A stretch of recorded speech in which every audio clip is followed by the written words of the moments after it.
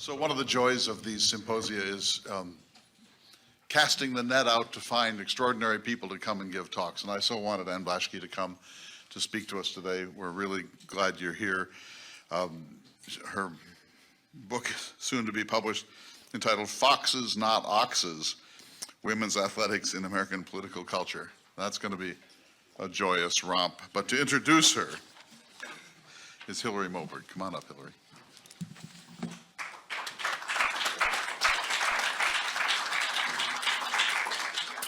Welcome everyone on behalf of Dickinson State University, the TR Foundation, Dr. Ann Blaschke, and me. My name is Hillary Moberg, and I am a senior in the Theodore Roosevelt Honors Leadership Program. I'm double majoring in Human Resource Management and Business Administration with a minor in Leadership Studies, and I'm also in the master's program here, working towards master's degrees in Business Administration and Entrepreneurship. I'm the student body president, a student ambassador, a host of 2 sports talk shows, Hawk Talk and Blue Hawk Game Day, a member of Phi Beta Lambda, and the manager of the softball team. I'm excited to be here today and eager to introduce our next speaker to you all. Dr. Ann Blaschke is a historian of 20th century U.S. political culture at the University of Massachusetts and MIT. She has published articles on political economy, diplomatic history, and athletes in history. She is revising her first book, Foxes Not Oxes, Women's Athletics in American Political Culture, for publication, and she's deep in the middle of research for her second book, which is about the dramatic effect of Title IX on American athletics and society. When we asked Dr. Blaschke why history, she said, "To study history is to gain essential context on the past by examining the conditions and factors that have shaped people's lives over time. While meticulous research is the baseline of any historical assertion, studying history also requires us to be creative and curious. As a research subject, Theodore Roosevelt is not only fascinating in his own right, but also as an entree to historical forces with present-day implications, such as imperialism, corporate regulation, and racial discrimination." Please help me welcome Dr. Blaschke.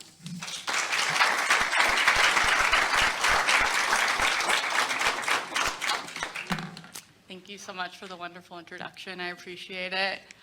All right, I'm so thrilled to be here. Thank you all so much for having me. I'm just going to make sure my pages are in order real quick. Let's see, sorry.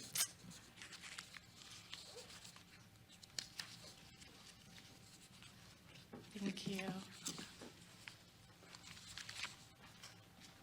Okay, I think we're good. All right, so this way, right?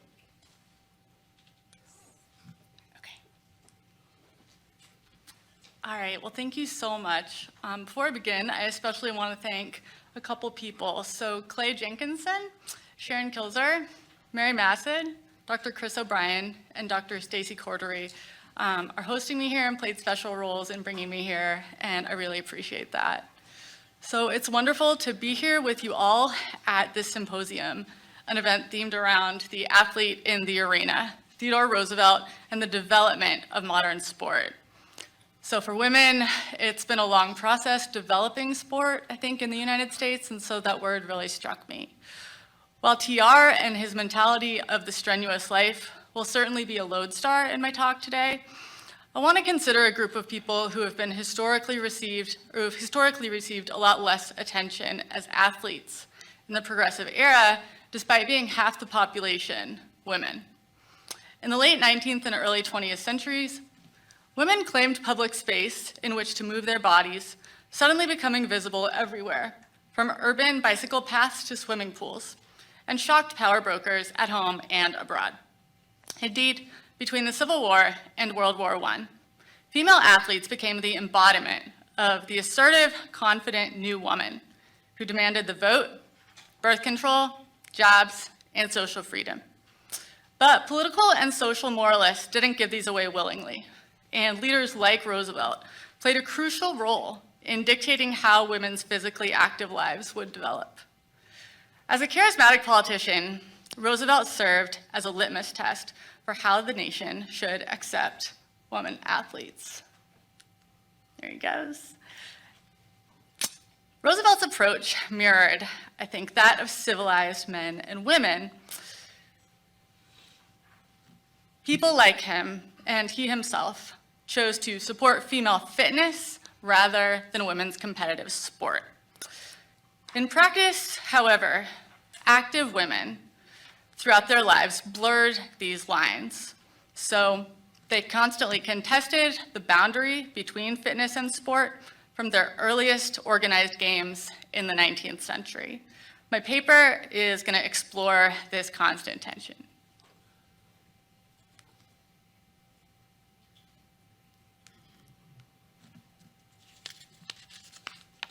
So why in the Gilded Age might Americans celebrate women's fitness but fear their sport? Surely dominant athletes, regardless of their sex, fulfilled TR's goal of a strong, civilized nation, right? Not exactly. Examining women's sport through the lens of gender enables us to understand this dichotomy. Fitness and sports meant different things in the Gilded Age. The former was appropriate for women, while the latter was not. Fitness, as you can see, meant strong muscles, even temperaments, and hardy constitutions. Sport, on the other hand, you can see on the far side, meant the single-minded focus and passion of competition, as well as the hardened muscles associated with manly physiques of the late 19th century. For men of Roosevelt's standing and power, fit women epitomized normative roles as feminine wives and mothers, while serious competitive athletes disturbed these ideals of womanhood, abandoning their maternal responsibilities to push their physical limits for the chance to win. Female athletes then developed women's competitive sport in the US despite male power brokers' commitment to the dominance of men's manly cultural politics through World War I. So I want to step back now to give some context on women's opportunities to be active before the Gilded Age. Few educational programs allowed exercise for children, and any boisterous behavior allowed in boys was shunned in girls. As a result, female frailty was rampant. Social reformer Catherine Beecher, you can see here, lamented in 1855 that American children were feeble, sick, ugly, or partially malformed due to lack of exercise. And she tells us that women suffered a terrible decay of female health all over this land, which could only be reversed with healthful exercise and amusements. By the mid-19th century, progressive reformers heeded her advice and created exercise programs for girls and women. Suffragist women also emerged from the Civil War newly insistent on the right to vote, having endured violence and loss while running their homes alone, and in the cases of Southern Black women, claiming their freedom from enslavement. While Congress locked all women out of the right to vote with the 15th Amendment, and working class women saw little respite from unhealthy workplaces, social reformers for the first time succeeded in helping women exercise their bodies at kind of the tail end of the Gilded Age, right around the year 1900.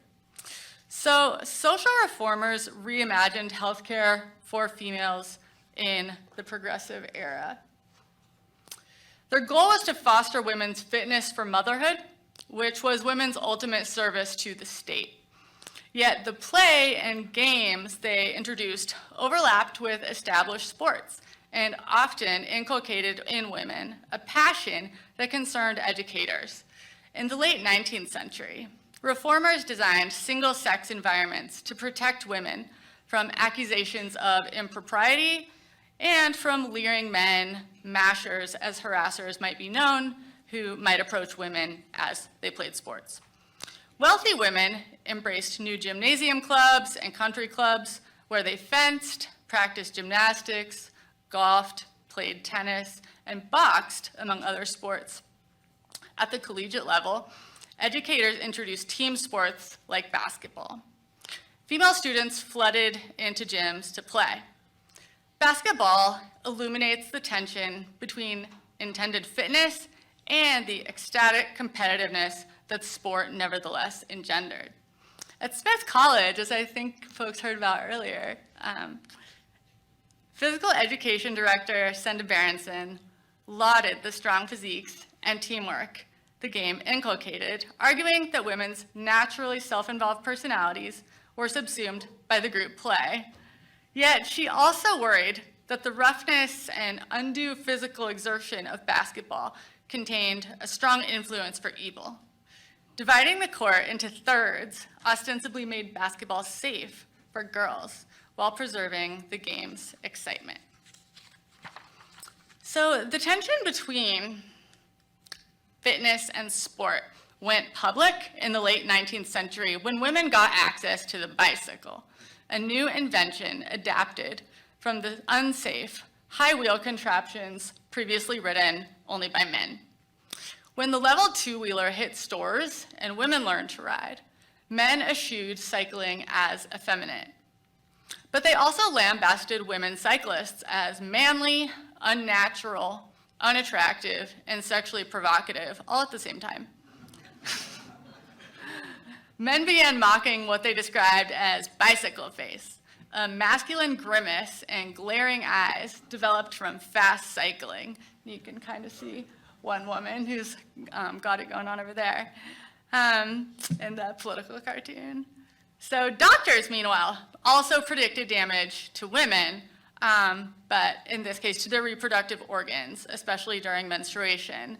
In that case, if they rode bikes, they could seriously damage their own chances to have children, in addition to putting themselves in mortal peril. So women happily disproved that notion and went on to ride bikes. But for their part, women thrilled to the joy of cycling. It brought them an unmatched degree of independence from men. Bloomers, the new split skirt garment, revolutionized women's active lives. Despite an initial stigma of indecency, professional cyclist Annie Londonderry swore in 1895 that during her bike trip around the world, I quickly saw that this despised garment was the only practical thing to wear, and they won for me everywhere the respect and consideration which a woman has the right to expect. Yet concern for her reputation as a feminine, heterosexual woman, it was very important to her that everyone knew these things, compelled her to add that she had received no less than 200 marriage proposals on her journey while rocking the bloomers. And as women began blurring the line more frequently between competition and play, concern for their morality, sexual health, fertility, and purported masculinization grew among national power brokers. Roosevelt was one of those authorities. For Roosevelt, strong women were fit to bear children. For Roosevelt, strong women who were fit to bear children felt especially important at the turn of the century because of massive social upheaval caused by immigration of Asian and Southeastern European immigrants, all of whom were defined as non-white and therefore threatening to American society. Meanwhile, formerly enslaved blacks were moving north, and Native Americans posed a perpetual Western threat.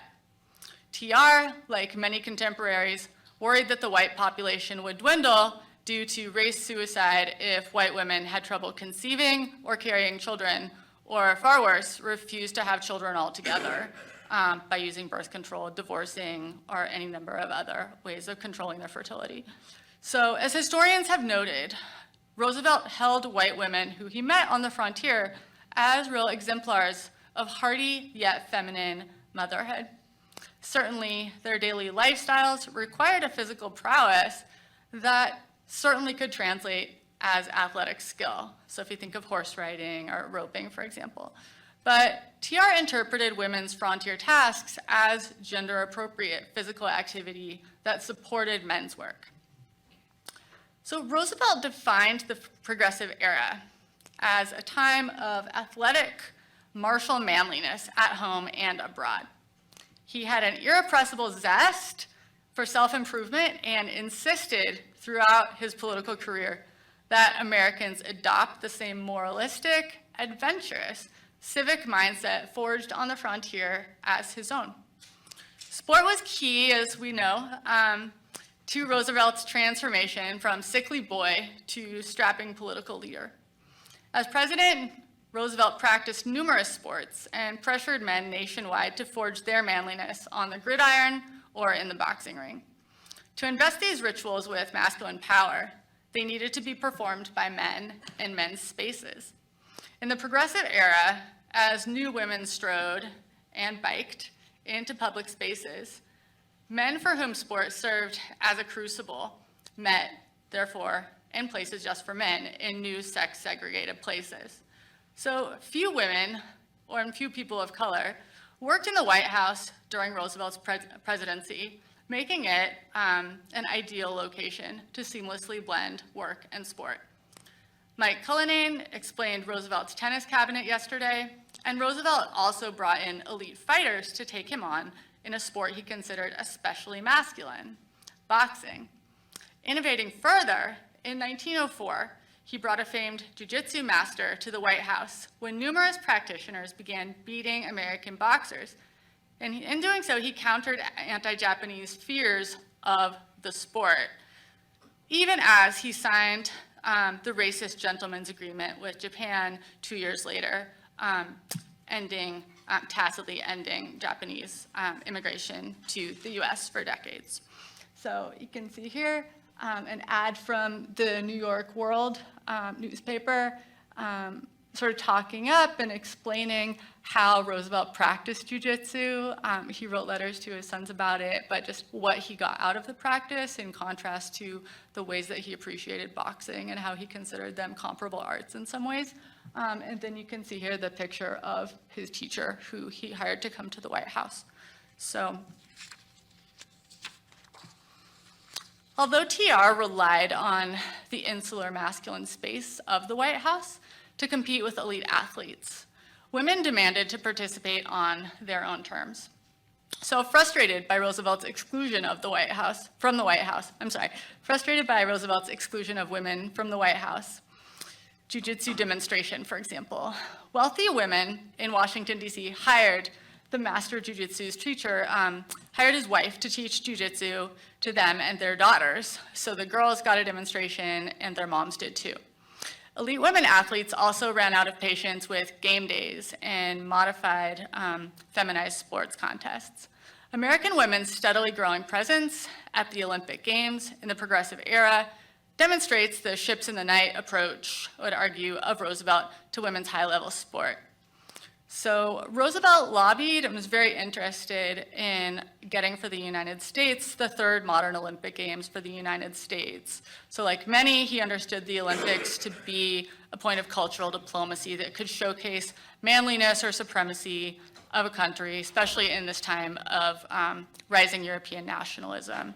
So given the exclusive membership of the new International Olympic Committee, and the competition between different countries for the hosting position of the Olympic Games, Roosevelt and other diplomatic leaders understood the importance of hosting this event.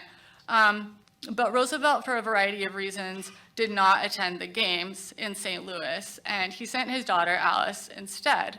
So at the Games, American women competed and medaled in archery, and notably, women boxed in an exhibition event, really putting their bodies on display, performing this interesting sort of moment of violence as feminine women.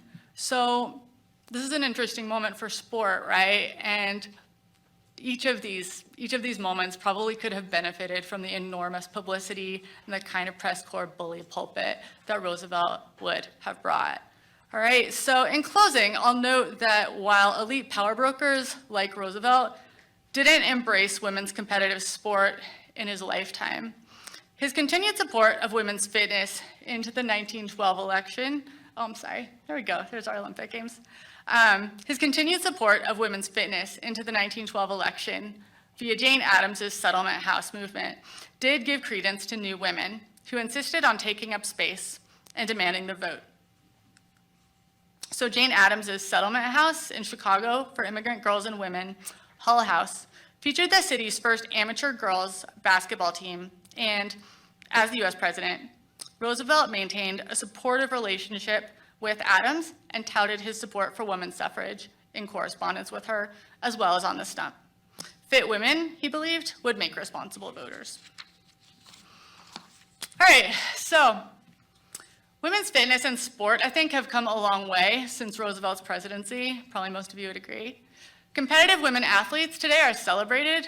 High school girls' sports participation has increased 840%.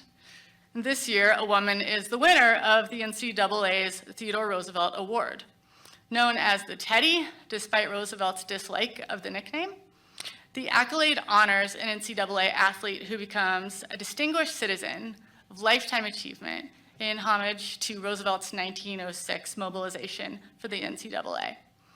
But the Teddy Trophy, I think, also points up how much work is left to do toward women's equality in sport. Of the 47 winners since 1967, only 8 have been women, and it took 24 years for the NCAA to select any woman at all, former tennis champion Althea Gibson in 1991. As we consider how to fully support women and fully support women athletes, we'd probably do well to keep Roosevelt's strenuous life and his creative policies in mind. So thank you.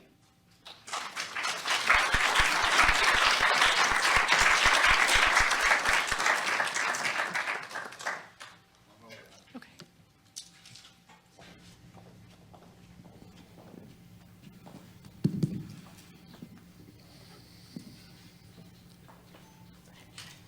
So thanks for that. I know the audience has questions, so I'm just a little puzzled about where TR is in this equation. So these dynamics are going on. Do we have evidence of his interest in this, or is he, and most questions about Roosevelt and women, there's a certain ambivalence in Roosevelt. He sometimes is seen as a suffragist, sometimes not. He gave his senior thesis at Harvard about women's rights.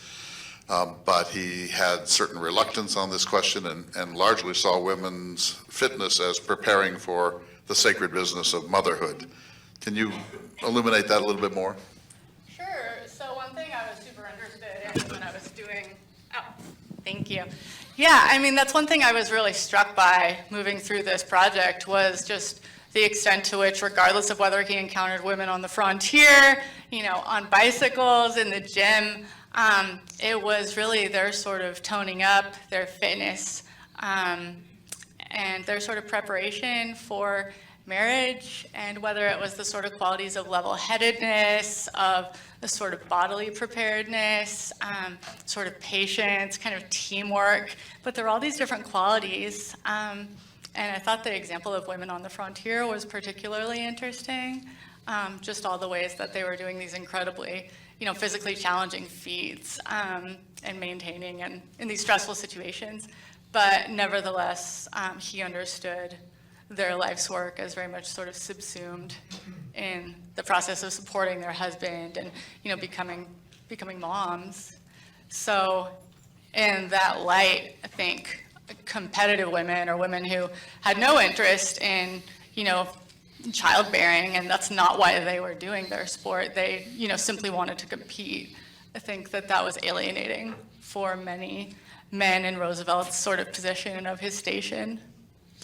And so, he says often that women's highest purpose is being mothers, and that spinsters, as he would have called them, and women who use horrors, birth control, should be socially discouraged and maybe socially punished. Yeah. It's pretty strong.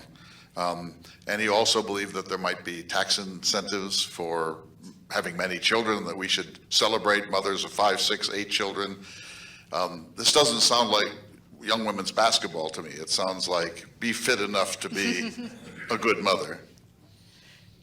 I think that in some ways it aligns with a lot of the sort of intellectual training and shaping that went on at women's, like the Seven Sisters colleges and women's undergraduate programs. It's very much sort of shaping women to be, like intellectual mothers, but very much to fit into a family dynamic in that time period at least. So I don't know if any of them were planning on having 8 children, right? But nevertheless, I think that that idea of the family dynamic was absolutely at the forefront for most of these women who nevertheless rejoiced in being physically active. And someone like Berenson is, encouraging them, but limiting their space on the court, lest they have a problem with their ovaries or a heart attack or something like that. Or sweat too much, yeah. Yeah. So if you continue this research, somebody who's out on the frontier that you might want to look at is Margaret Roberts.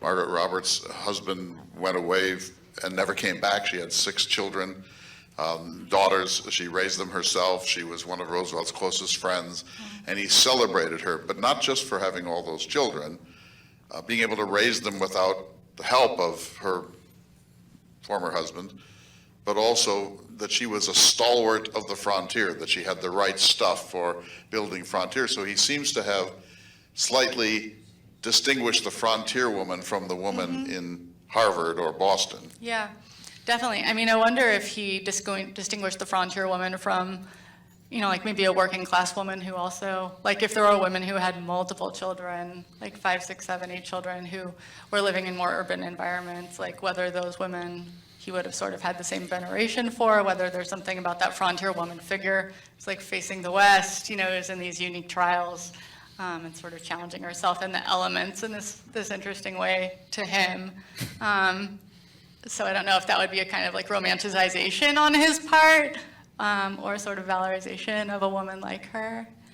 But yeah, I think that his sort of tracing that idealized motherhood back to the West is important and interesting.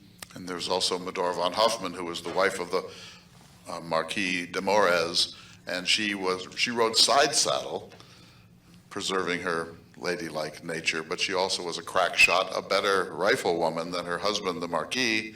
And Roosevelt clearly admired this. He admired that she had the right stuff. And so I'm trying to figure out how it's a very complex subject, and I know it's not your main theme, but Roosevelt's all over the map on questions of gender, femininity, women's role.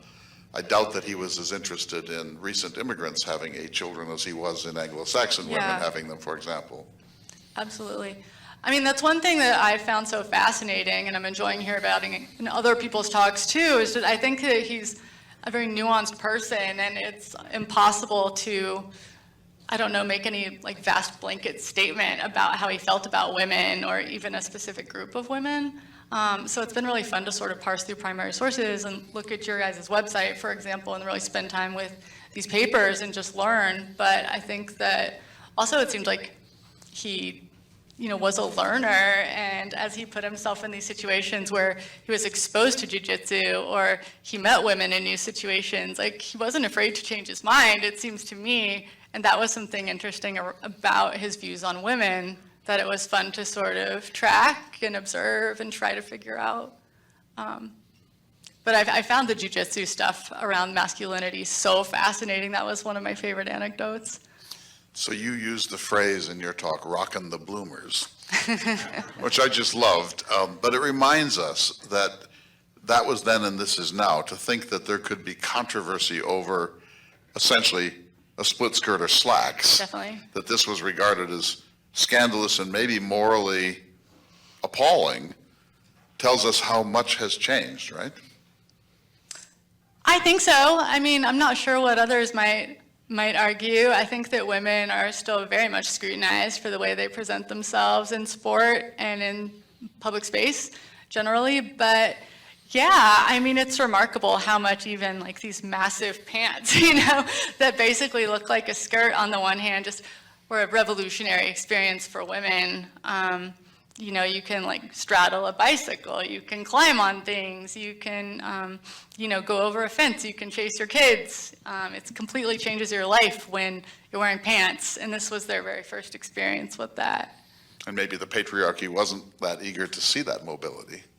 It was so interesting learning about this woman, Annie Londonderry, who became, she was just a regular woman, had never ridden a bicycle in her life, and learned about a bet that I think just a corporation had made anyone who could circumvent the earth on a bicycle. I think it was $5,000, but it was this totally mercenary venture. She decided to take them up on it, but she had to earn her own money.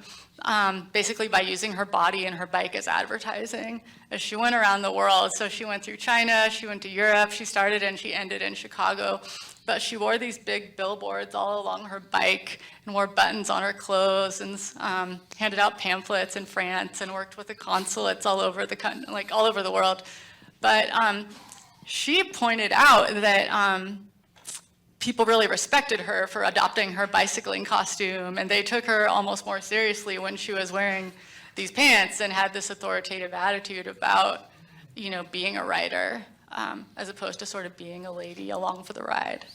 Sounds like a very slow motion with billboards on your side and bicycles of that technology. It took her forever. Try that in North Dakota. Yeah. Questions? Yes. Kind of interesting that TR should talk about the strenuous life and yet not attend the Olympics in St. Louis. In your research, did you find out why? Do we have any sense of why TR did not attend those Olympics in St. Louis in 1903? Right. I mean, I'd love to, if other experts here also have thoughts on that, I'd love to. But I think just given the sort of volatile state of international politics, I think as well as the election, like being very interested in being elected sort of in his own right, I think, rather than just inheriting a term from McKinley. I think that was on his radar. But also with the Russo-Japanese War, sort of growing nationalism in Europe, he's very concerned about Kaiser Wilhelm in Germany.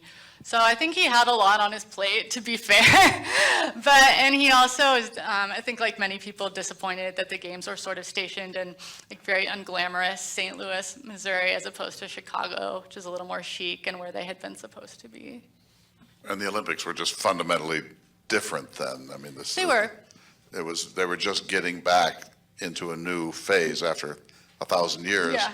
And it was all amateur then, and there weren't great costumes. There wasn't money behind individuals and teams. It was a very much different thing from today. Frank? It's a purely hypothetical question, but what do you think TR's opinion would be of Title IX? You kind of go either way. So we're going to move towards Title IX. What do you think that his opinion of Title IX might be? Well, it's the 50th anniversary of Title IX this year, so I've had a lot of fun thinking about that.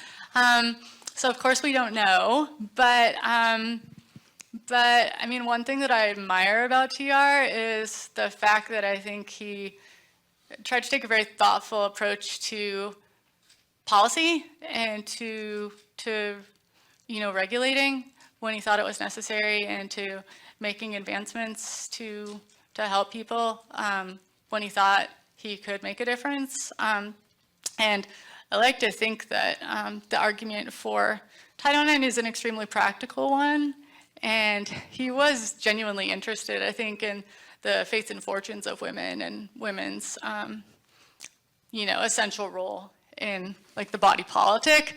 As far as how he would have felt about utter equality in higher education, I'm not sure. But I like to think that he would have supported it. Yes, ma'am. So both you and Simon have talked about women's basketball at Smith College, but I'm interested in knowing how long did it take collegiate women's basketball to move westward and get out to the Midwest and the Great question. How long did it take basketball to leave the elite East and move through the heartland of the country? So it took, I would say within, let's say definitely by, I think after World War I, definitely by World War II, I think more state universities were starting to have women's teams, but even schools that did have women's sports teams, women's basketball teams, for example, like they're just monstrously underfunded, like shadows of the programs of the men's program. So I think like with something like a women's specific school or a single sex women's school, it's a very different dynamic than, like a large state university, for example, or a large private university where men's sport, is basically going to be the only thing operating on campus. Still mostly tokenist. Yeah, go ahead here. My late mother played high school basketball in the teens in northern Indiana. So it had gone that far. Did Alice Roosevelt, daughter Alice, participate in sports? Do we have any any sense of whether this is a Stacy question? Maybe did Alice participate in sports? The answer is no. No, because she's Alice. Yeah, that was her dad's thing. Fair enough. Michael? Go ahead. I love the pictures, thanks, by the way, of the whole house basketball team. So my question is about who's playing basketball? I mean, among the women, that is. Where do they come from? What's their background? Are they middle class? Or is it like whole house? There's a mixed bag of participants from various demographics. And what are the demographics of these teams of women? Just from around the country, But as or a at class Whole system? House in particular. Well, the whole house, but also maybe more generally too. Right. So it's an interesting question. I mean, I think basketball was one of those sports that just kind of like girls soccer today, but it just spread like wildfire. And I think for a number of reasons, but the team dynamic, the excitement of the play, the fact that it was relatively cheap to host a program and to get into, it's very exciting. But I think HBCUs were one of the first places really to field seriously competitive women's basketball teams, ethnic and especially Jewish and Catholic, Polish programs had some of the strongest basketball and track and field programs in the country. And a lot of this was based, I think, and we see some of this at Whole House, like trying to sort of inculcate Americanism and mainstreaming of these women and children into, a sort of national understanding of how to be properly American, but because women of color or immigrant women were often seen as sort of less dainty or more naturally suited to harder work or to multiple social roles, ironically, because of racism, it became pioneers in sport in certain specific ways, but especially basketball and track and field. And some of the echoes of that continue to this day. Go ahead. On women's basketball, the Indian schools, Fort Shaw, Montana, World's Fair 1904, St. Louis, they won the world's title at that time. Native American women at the World's Fair. Isn't that interesting? I love There that. was quite a basketball tournament there in 1904. I love that. I think that story gets subsumed to the 1904 Olympic story.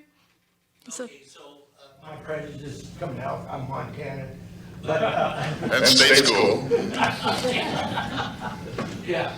But anyway, I'll bring the book tomorrow and let you see. Thank you. And it's well documented. Now, Native American basketball is a huge thing on the Great Plains, men and women. And then a later book, looked at me in about the 90s, Counting Coup. Yeah, that's about the girls' basketball team at Hardin, Montana. So do bring that in tomorrow if you can. Yeah. Over here.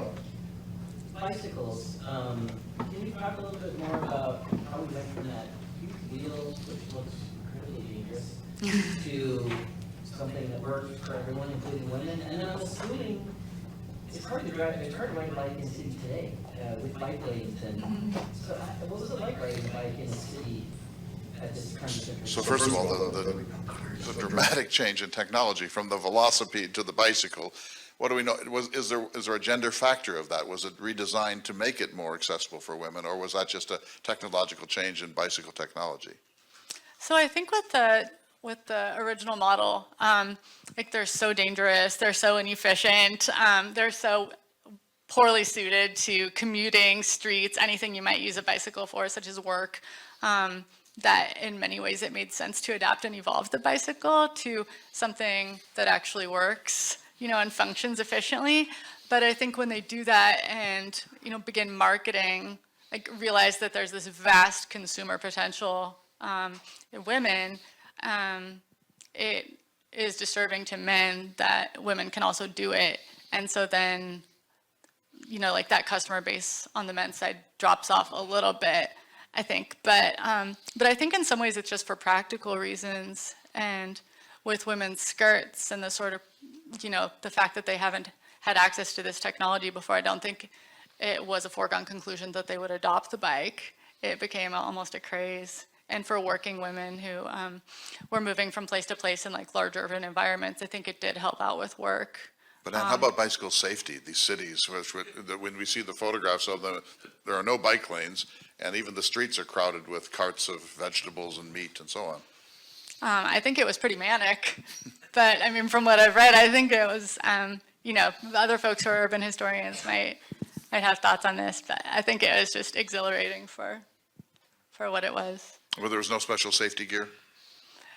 Not that I know. I mean, I think if anything, like the pants kept women from, getting to the women's adapted bar probably kept them from, falling off. That was the only reason they could even ride, or that it occurred to them to purchase the bicycles. But as far as helmets or anything like this, no, I don't Nothing think at the so. time. President No. Easton? This goes to your, the book that's forthcoming, but how much is left of the "we dare not let women do that" notion of sports? I can certainly remember when, I'm old, but I can remember when the idea of women in the Boston Marathon was considered scandalous, and now something like 60% of the people who show up for a half marathon are female these days. What's left of that? How much more is there? We dare not let women do that. I think it's a great question. We've come so far. In 1928, women were banned from running any distance over 800 meters in the Olympics, and folks have probably seen those pictures, but after middle distance or a sprint, men and women tend to gasp and be lactic and want to come up to air, and sometimes they lay on the ground, and that happens regardless of sex.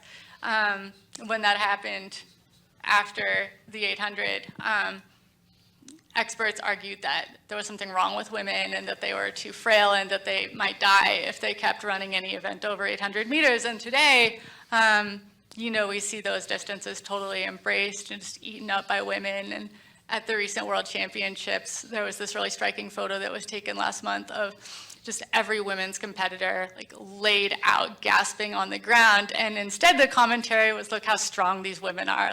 They absolutely just gave everything they had.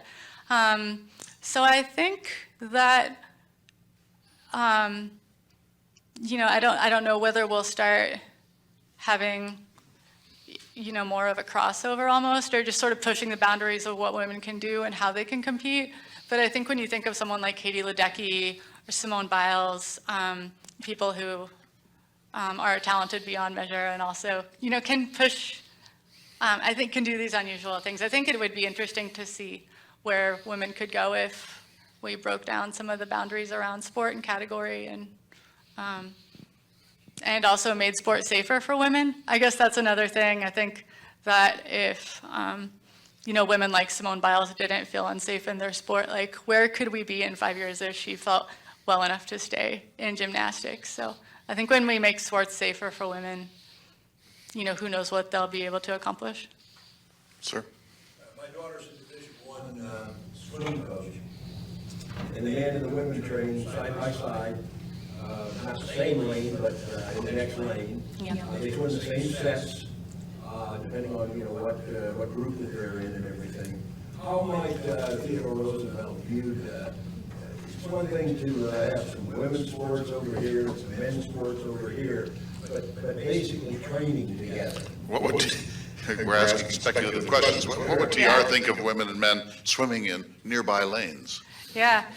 I think swim teams are somewhat unique in how closely they train together, just in that really intimate space. And a lot of like D1 and D3 programs, the men and the women will be in the same lane and the women keep up, and it's really fascinating. So again, this is complete conjecture, and we can't ask him, but I think that someone of that time period, and even people from not so long ago, would probably say that given the size of the swimsuits and the intimate space and how close people are and the goggles, that is, that would be inappropriate, that would be a sort of invasion of personal space and, sort of improper.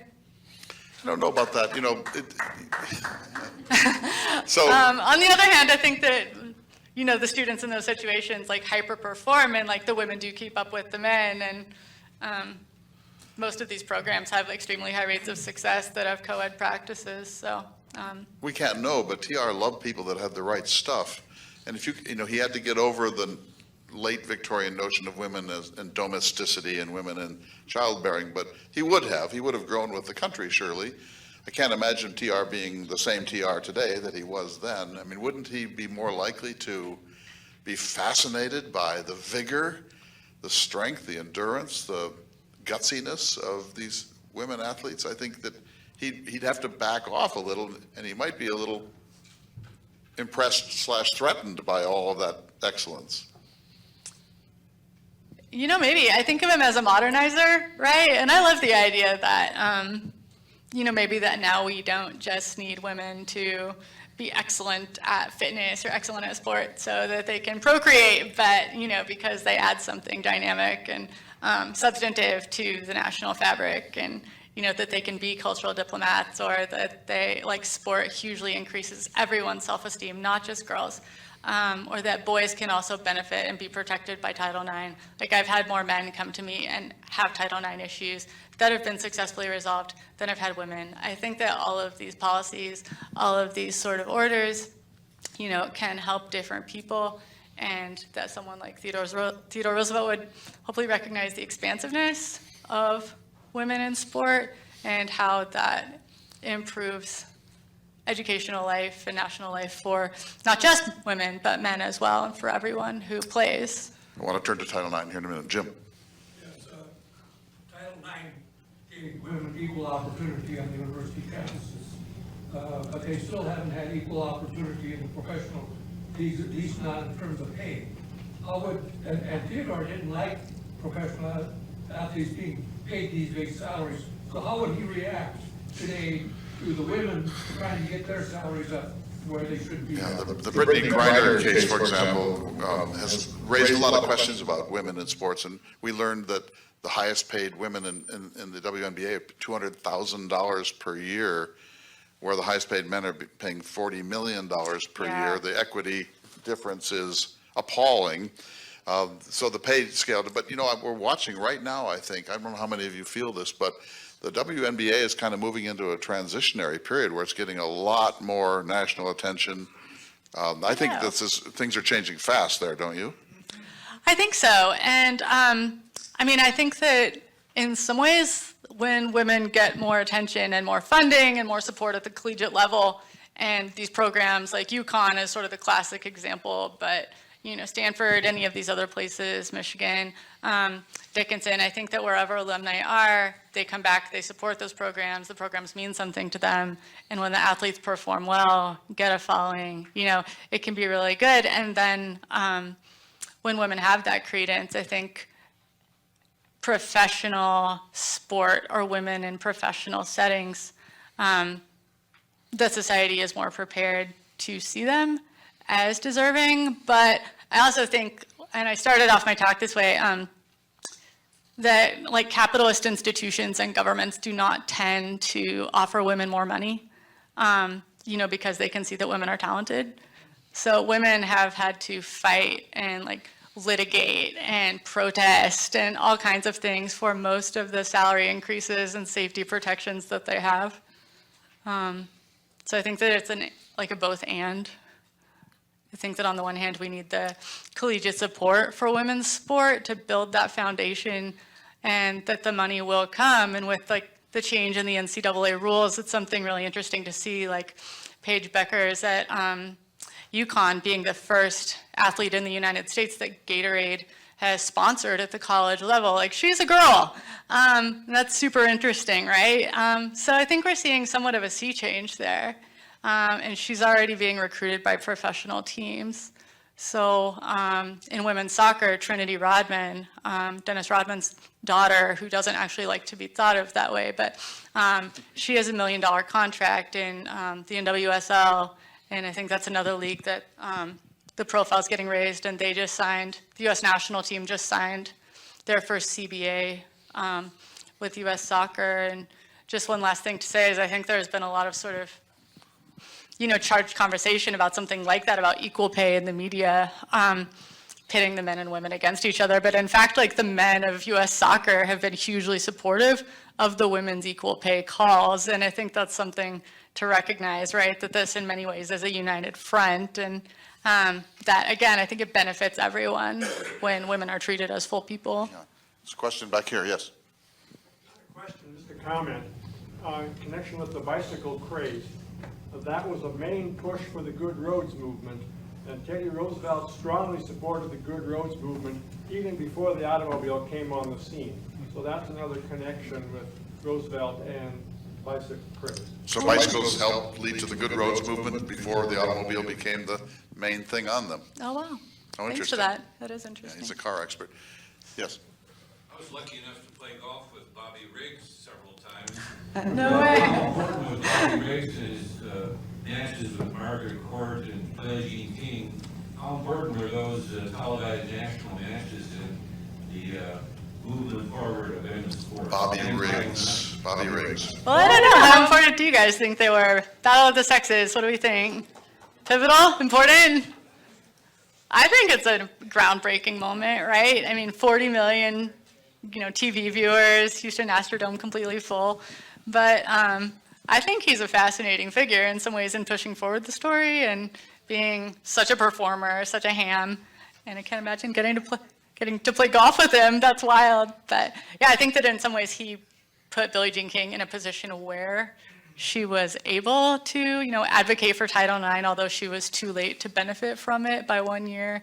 And she was able to, really showcase the women's professional league she founded because women tennis players were paid so badly. So, yeah, I think he was super useful. He's great. Who won? I won once and he won once. Sure, go ahead. To go back a little ways, could you elaborate on that comment about team sports alleviating women's self-involvement? Yes, you did that. Odd phrase, self-involvement. Yeah. No, so she, Senator Berenson, said, and a lot of coaches have said things like this, but she thought that women were kind of emotional and that they were sort of self-focused and like apt to be thinking about themselves on the court. And she said that the women players took things very personally and they had a hard time getting out of their own heads and sort of deprioritizing themselves. And so she found, which was obviously her preconception about like young girls, and she found, though, that team sport and basketball in particular really cultivated a team consciousness that that saw the sort of vanishing of individual, role playing and just a commitment to the team. And I think that was very new to her as a coach. But the way that she describes it is very funny, I think, is in some inborn characteristic of all college women everywhere. I just have a couple quick more questions for you, and we'll just have a few more minutes here. One is the title of your forthcoming book, Foxes, Not Oxes. Interesting and gripping title. What's the source of that? So the source of it is at historically black colleges and universities during the Cold War, again, as I mentioned earlier, because basically of prejudice, white women weren't allowed to compete in track and field, really outside of like Catholic and Jewish ethnic clubs until Title IX, because there was a kind of fear that they would coarsen or corrupt themselves, and almost no universities even ran teams. Like you didn't have the option to run track. I'm at Dickinson State probably. Because the team wouldn't exist, because it wouldn't be appropriate for a woman to do that. But at historically black colleges, it did offer women those teams, and there was this source of support for women's competitive sport. And because of that, ironically, because many colleges didn't accept women of color, we have a lot of black students going to these historically black colleges. And once our pipeline really starts to develop, some of the best Olympic athletes in the world start coming out of a few feeder schools. And Tennessee State University, which is a historically black school, becomes one of those programs. So until Title IX basically creates college scholarships and begins to siphon off Black women to major state programs like Jackie Joyner-Kersee going to UCLA, for example. That never would have happened before Title IX. The phrase "foxes not oxes" comes from the coach at Tennessee State. He always wanted his women athletes to be ladies. And again, this really shows, I think, in the 50s, the 60s, the 70s. He was very concerned about the girls being taken as feminine, as straight, as another thing he often said was, "My girls always have boyfriends, but just one boyfriend." You know, so there was a very particular impression. My girls are always in sororities, they're very scholarly, they don't stay out late. And before they could give any interviews to the press, even if they had broken world records or they were on goodwill tours in Africa meeting with diplomats, they weren't allowed to talk to the media until they put lipstick on and combed their hair. So it was just this very specific policy of looking like foxes, you know, like looking slender, looking beautiful, looking sophisticated, and not like an ox, right? And it's that same idea of the images that I showed earlier, like almost looking fit as opposed to looking like an athlete's athlete, you know? And so in some ways it's very limited, it's very mid-century, but I think for Ed Temple, the coach, that's how he thought that the track program would survive. So much has changed and fast. We're in a time of enormous change on gender questions. And you see, especially in amateur athletics, some mingling of boys and girls in teams now, which is sometimes very controversial.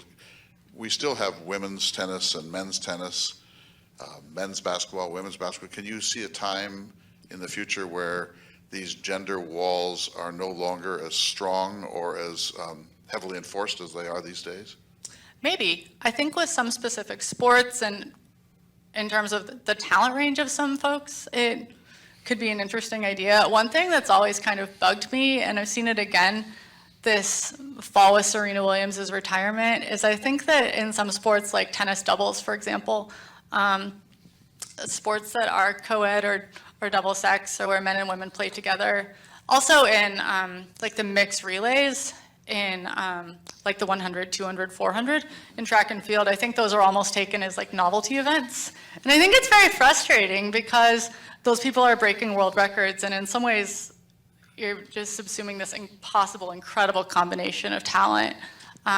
With women tend to have just incredible skill at, you know, endurance and just the special, I think these special qualities that they bring to their races, and the men the same thing. So why are we not taking, you know, Serena Williams as seriously as a male player when we're combining her with, you know, a doubles partner? So I would love to see more of that. So let me ask you one last question. It's the 50th anniversary of Title IX. Your next book is on Title IX. Can you just quickly walk us through how this came about and where things are now? Because it didn't solve all problems and it created a few too, but please just give us a short history of Title IX on its 50th anniversary. Okay, so probably I know we've all lived through or, you know, are involved with. Title IX touches us all, right, everyone who's here. So, yeah, Title IX came to be because women couldn't get into medical school and they couldn't get into law school. So they wrote a policy which became adopted in Congress and passed very uncontroversially. It was not thought to be a big deal. It went through both houses. Richard Nixon signed it, and a whole slate of just amazing, you know, really remarkable legislation in support of women and feminism, as well as the environment, went through under Nixon, who's this very conservative president. So it's this interesting dichotomy. But Title IX is one of those laws. So Title IX just mandates that schools that receive federal dollars have to treat the sexes equally. So that could be in any capacity, whether it's a worker, whether it's, you know, a professor, whether it's a student. And really K through 12, but I think we often hear about it in higher ed. But once Title IX passed, I think it became controversial because the NCAA basically realized it was going to start affecting sports, and girls and women just absolutely rushed into new sport programs. So the NCAA lobbied against it in 1975, but they weren't successful at getting an amendment passed that exempted football and exempted men's revenue-producing sport. And at the time, a kind of common catchphrase was there are 3 genders, male, female, and football. So there was this very strong belief that men's revenue-producing sports, especially like emotionally powerful sports, like the Nebraska Cornhuskers, for example, there was a lot of lobbying around that team, that they should be sort of evaluated separately from all the other money on campuses, but that didn't happen. And by the 1980s, around 80% of Americans broadly supported Title IX. So really since then, during the Reagan administration, it was temporarily gutted, but then restored later in the decade. But other than that, I think off and on, sort of depending on who's in charge, it's kind of waxed and waned in terms of how it's enforced, who it's sort of especially, framed around in the media, this kind of thing. And in the late 80s, Title IX started being used more in cases of students' personal safety on campus. And in the early 1990s, a law passed right around that same time called the Clery Act in response to a really brutal murder case at a college, which forces universities to disclose acts of violence on campus to people who may be looking at the schools. So in concert with that, Title IX, in theory works to protect everyone on campus. So I think there's this protection aspect, there's this sports aspect, and certainly there's, just the right of men to take arts and English programs, and, the right of women to get into computer science and engineering. So there are all these different ways that it works on campus. Something else, the right of pregnant women not to be fired on campus. Title IX touches all of these issues. As you said, and quickly, it doesn't just involve women. No. Men approach you too, and they've been Title IX Yes. victors. We have a gift for you, and then we have announcements from our friend Chris. So thank you so much, Dr. Blaschke.